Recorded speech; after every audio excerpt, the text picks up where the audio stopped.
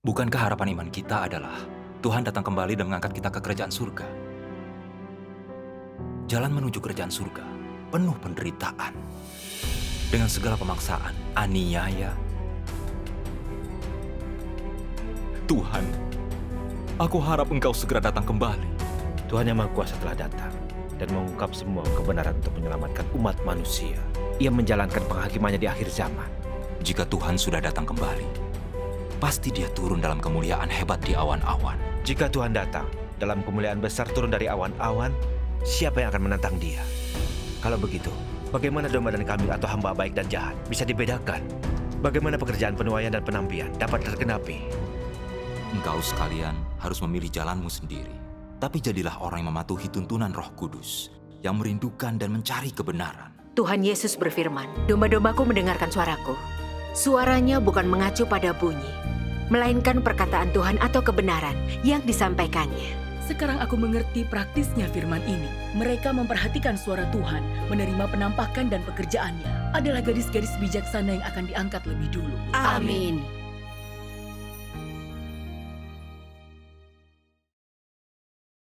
Kau berkata firman Tuhan Yang Maha Kuasa adalah suara Tuhan. Tapi aku kurang yakin. Bagiku, ini pencerahan dari Roh Kudus. Jika Tuhan Yang Maha Kuasa adalah Tuhan Yesus yang kembali, kita pasti sudah diangkat. Namun belum seorang pun yang diangkat. Firman Tuhan Yang Maha Kuasa adalah kebenaran yang sangat nyata dan berharga. Benarkah Tuhan Yang Maha Kuasa penampakan dan pekerjaan Tuhan? Aku sungguh tidak memahaminya. Apa yang sulit dipahami? Tuhan Yang Maha Kuasa tidak mungkin penampakan Tuhan. Jika Tuhan Yang Maha Kuasa adalah Yesus yang datang kembali, kita yang lebih dulu terangkat. Selama ini kita percaya pada Tuhan, dan untuk menyambut kedatangannya, kita berdoa siang malam, mengorbankan diri dan bekerja keras, serta banyak menderita untuk Dia. Jika Tuhan Yang Maha Kuasa penampakan dan pekerjaan Tuhan, mengapa Ia belum mengangkat kita, malah jemaat Eastern Lightning lebih dulu? Itu tidak adil. Itu benar. Jika Tuhan kembali, Ia pasti mengangkat kita dulu. Itu adil dan masuk akal. Jika tidak, kita tidak akan bisa menerima cara Eastern Lightning. Saudara Luo, Saudari Ma, jika Tuhan kembali, seharusnya Ia mengangkat kalian dulu. Apa seperti ini wahyu Tuhan? Adakah dasar alkitabiahnya? Banyak orang percaya pada Tuhan. Kenapa Dia harus mengangkatmu dulu? Apakah kau Rasul Petrus? Bukankah ucapan ini terdengar angkuh? Kitab Amsal berkata, tinggi hati mendahului kejatuhan. Tuhan Yesus berkata, banyak yang terdahulu akan jadi yang terakhir. Yang terakhir menjadi lebih dulu. Amin.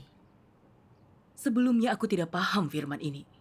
Sekarang aku mengerti praktisnya firman ini dan seluruhnya telah digenapi.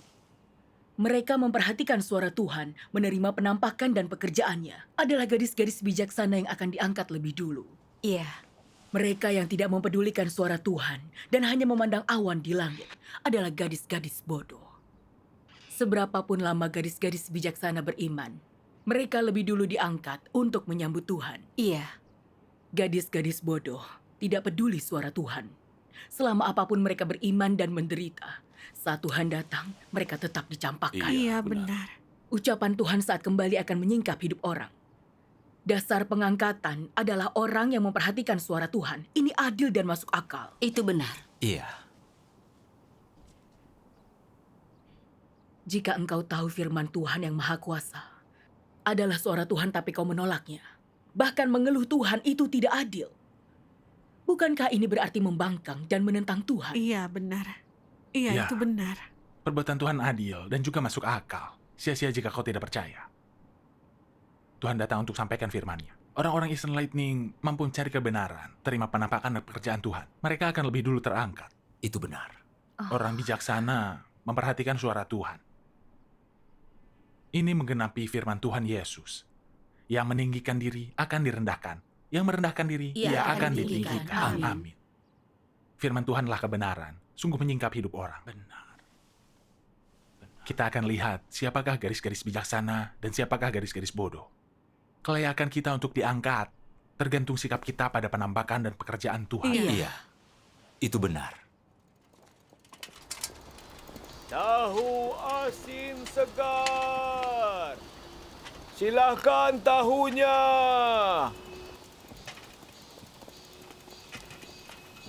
Silakan tahunya.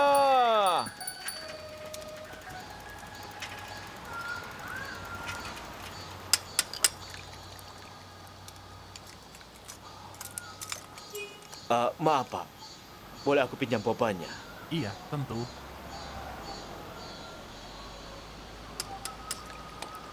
Tidak banyak orang yang datang beribadah hari ini. Partai Komunis punya banyak mata-mata. Kita jangan sampai lengah. Aku paham. Baiklah, terima kasih ya, Pak. Ya, tak masalah. Aku patroli hari ini dan tidak ada apapun yang terjadi. Ya, di sini aku Pak Ho. Ada sesuatu terjadi. Ada apa? Begini, aku tadi mengintai rumah Wangxia, lalu aku mengambil foto. Ada yang tidak pernah kulihat. Aku juga tidak. Dia mungkin pemimpinnya. Sepertinya begitu. Ya, sepertinya Benar begitu. kan? Mereka sedang mengadakan pertemuan. Jika kita tangkap mereka, kita pasti akan mendapat hadiah. Apalagi yang kita tunggu? Ayo lakukan. Puji Tuhan, persekutuan seperti ini baik untuk pemahaman dan pengertian kita. Iya, Lewat debat kebenaran jadi jelas. iya. Puji Tuhan. Setelah membaca firman Tuhan yang Maha Kuasa, kita tahu semua ini benar. Ini suara Tuhan. Ini bukan perkara kecil. Ini membuktikan perkataan Tuhan Yesus, domba-dombaku mendengarkan suaraku. Amin. Syukur pada Tuhan. Yang memperhatikan suara Tuhan, menerima penampakan dan pekerjaannya. Merekalah harta yang akan dibawa Tuhan. Dan lebih dulu diangkat. Itu benar sekali. Ini kasih karunia Tuhan. Syukur pada Tuhan. Syukur pada Tuhan. Sekarang aku paham. Jika kita beriman tapi tidak mendengar suaranya, atau menyambut kedatangannya, maka sekalipun kita sudah lama percaya, bekerja keras, menanggung derita, atau bisa jelaskan Alkitab, semuanya sia-sia. Kita tetap tak bisa diangkat ke kerajaan surga. Sepertinya mampu mendengar suara Tuhan itu sungguh penting. Itu benar. Pikirkan para imam kepala Yahudi, ahli Taurat, dan kaum Farisi. Mereka percaya Tuhan turun-temurun. Banyak di antara mereka menderita bagi Tuhan. Namun saat Tuhan Yesus nampak dan melakukan pekerjaannya, bukan saja mereka tak kenal suara Tuhan, dan tidak mengakui firman Tuhan Yesus adalah kebenaran. Bahkan menuduhnya penghujat, padahal mereka yang menghujat. Tuhan Yesus dituduh memakai kuasa iblis. Apa menurutmu ada yang ganjil di sini? Ini sungguh perlu direnungkan. Benar. Di luar mereka tampak saleh dalam iman kepada Tuhan dan mau menderita baginya. Tapi saat Tuhan datang, mereka tidak mengenalinya dan menentang, mengutuk, bahkan menghujatnya. Bagaimana mungkin orang seperti itu tidak menerima penghukuman Tuhan? Penampakan dan pekerjaan Tuhan di akhir zaman untuk menyingkap orang. Untuk memisahkan gandum dari lalang, hamba yang baik dari hamba yang jahat, gadis bijaksana dari gadis bodoh. Semua dikelompokkan sesuai golongannya. Pada akhirnya semua orang akan menerima ganjaran sesuai perbuatan masing-masing. Gadis-gadis bijaksana mendengar suara Tuhan dan menerimanya, menaati penampakan dan pekerjaannya. Sekalipun gadis-gadis bodoh mendengar suara Tuhan, tapi mereka tak memahaminya. Dan mereka ikut jalan kaum Farisi yang menentang dan mengutuk Tuhan. Itu benar. Mereka akan disingkap dan disingkirkan. Kalian paham apa yang aku katakan? Iya. Yang memperhatikan suara Tuhan adalah gadis-gadis bijaksana. Hanya mereka yang bisa menyambut Tuhan. Masih ada saudara kita yang sulit memastikan bahwa firman Tuhan yang Maha Kuasa adalah suara Tuhan. Mengapa bisa seperti itu? Yakin dalam hati bahwa firman Tuhan yang Maha Kuasa adalah kebenaran, maka kalian akan paham suara Tuhan. Tuhan Yesus berfirman, domba-dombaku mendengarkan suaraku. Jadi suaranya mengacu pada apa? Iya. Tentang apakah ini? Suaranya bukan mengacu pada bunyi, melainkan perkataan Tuhan atau kebenaran yang disampaikannya. Oh iya, benar juga. Sekarang aku Tuhan Yesus. paham. Iya, begitulah. Iya, benar. Perbedaan terbesar antara suara Tuhan dan suara manusia adalah begini. Suara Tuhan datang dari mulutnya sendiri. Suara ini penuh kebenaran, otoritas, dan kuasa. kita mampu merasakannya saat mendengarnya. Mhm. Entah kita mampu menjelaskannya atau tidak, tapi perasaan itu nyata. Iya, betul. Kita rasakan firman Tuhan itu dalam dan tak dapat diselami manusia. Saat mendengarnya, firman Tuhan membuat orang yakin bahwa itu suara Tuhan. Iya, perasaan seperti itu. Saat mendengar perkataan manusia, itu mudah untuk dimengerti. Sekalipun perkataan orang yang telah dicerahkan Roh Kudus memang bermanfaat bagi kita. Namun tidak ada otoritas dan kuasa di dalamnya. Iya. Sama seperti perkataan para rasul dalam Alkitab, bahwa semua itu perkataan manusia, yakni pengalaman dan pemahaman orang atas firman Tuhan. Sebagian besar bersumber dari pencerahan Roh Kudus, tapi sungguh berbeda dari firman Tuhan Yesus. Itulah kebenarannya. Iya, Hei, benar. karena persekutuan ini Iya. aku mengerti. Aku Benar. mampu membedakan suara Tuhan. Aku Syukur pun juga pada begitu. Tuhan. Syukur pada Tuhan. Mari baca lagi firman Tuhan yang Maha Kuasa. Semuanya dengarkan. Benarkah firman Tuhan yang Maha Kuasa merupakan kebenaran? Apa betul firman itu adalah suara Tuhan? Kalian Bagus. setuju? Iya, Bagus. bagus. Iya.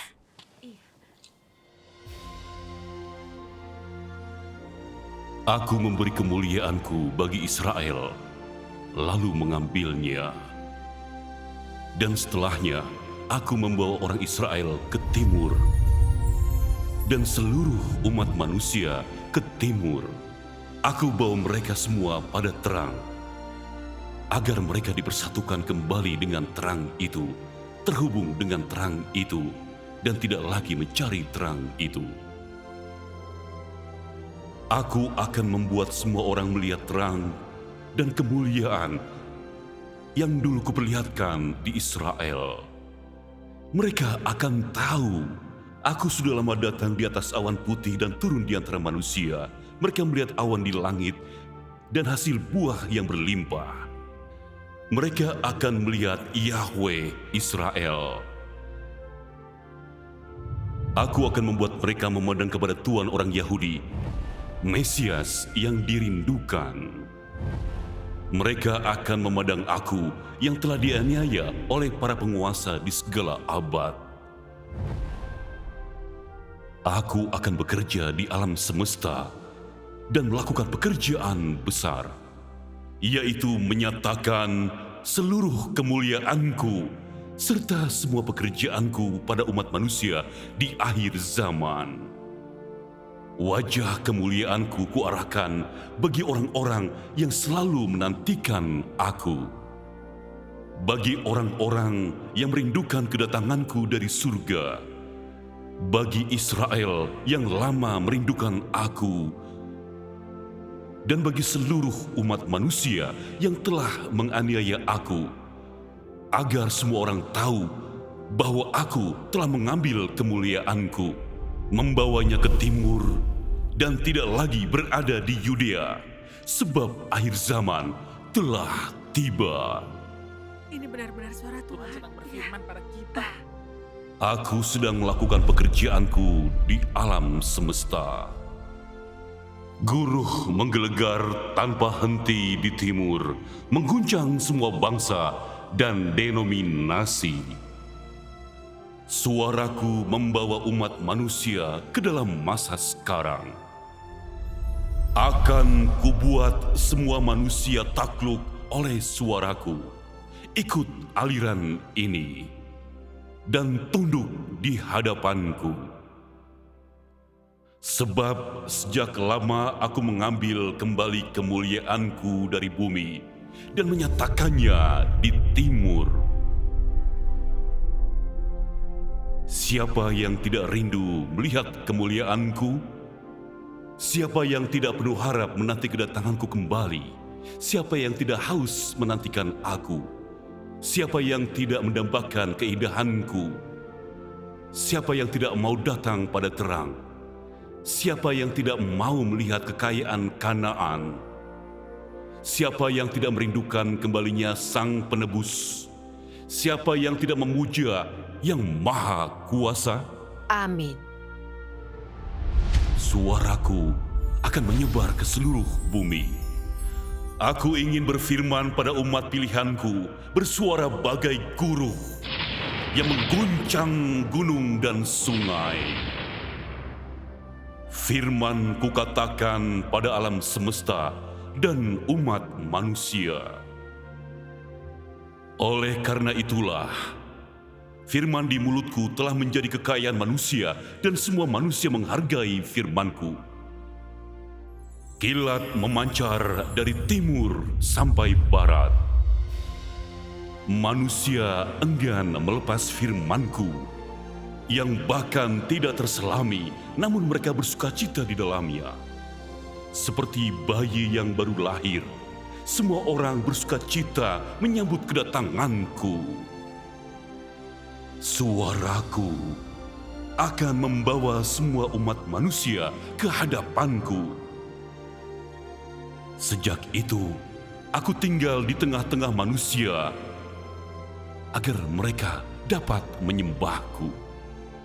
Dengan pancaran kemuliaanku serta firman dalam mulutku, aku akan menjadikan semua manusia datang ke hadapanku dan melihat kilat yang memancar dari timur.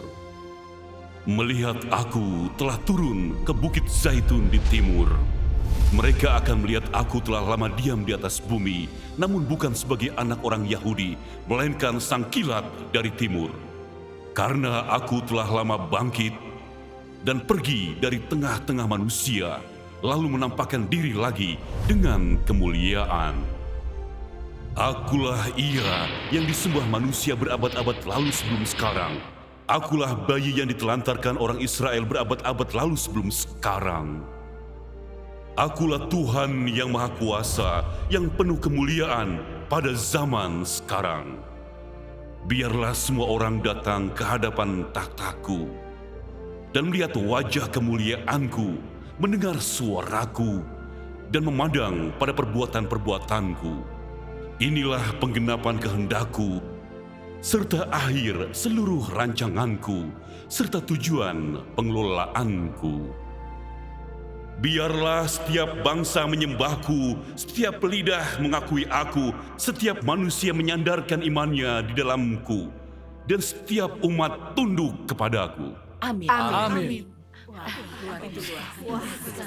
Firman Tuhan yang Maha Kuasa begitu menggugah. Benar, seakan Tuhan sedang berfirman langsung dari surga kepada kita. Iya. Iya, firman Tuhan yang Maha Kuasa penuh otoritas dan kuasa. Jelas kalau itu adalah suara Tuhan. Iya, aku juga merasakannya. Inilah suara Roh Kudus yang bicara pada semua jemaat. Inilah suara Tuhan. Amin. Firman Tuhan yang Maha Kuasa begitu penuh otoritas dan kuasa. Ini sangat berbeda dari perkataan manusia. Iya. Inilah suara Tuhan. Aku menerima firman yang disampaikan Tuhan sebagai pencerahan Roh Kudus. Aku begitu buta sampai tidak mengenali Tuhan. Akhirnya aku paham. Syukur pada Tuhan. Syukur pada Tuhan.